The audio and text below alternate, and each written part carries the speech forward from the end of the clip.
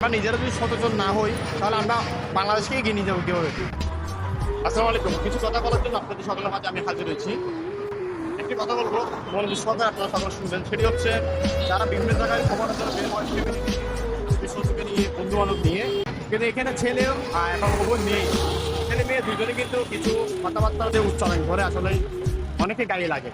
আসলে এখানে আসি যদি আমরা বর্তমানে 2024 সালে এসে যদি একজনকে ইপটিজিং এর মতো যদি ওয়ার্ড উচ্চারণ করা হয় তাহলে আসলে খুবই দুঃখজনক বিষয়।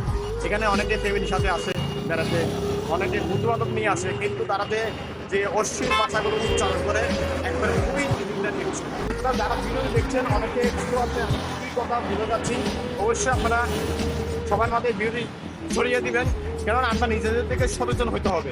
আমরা নিজেরা যদি সচেতন না হই তাহলে আমরা বাংলাদেশকে এগিয়ে নিয়ে যাবো কীভাবে। তো অবশ্যই একটা কথা বলে, ব্যবহার বংশের পরিচয়। এই জন্য বেশি কথা ব্যবহারগুলো খারাপভাবে করি। এখানে অনেকে ফ্যামিলি নিয়ে আসে, কেউ বউ বাচ্চা নিয়ে আসে, কেউ মা বোনদেরকে নিয়েও সাথে আসে, কিন্তু যে উচ্চারণগুলো, যে কথাগুলো বলা হয় খুবই নিন্দনীয়, খুবই দুঃখজনক। তো ভিডিওটি বেশি শেয়ার করবেন, সবার মাঝে ছড়িয়ে দেবেন।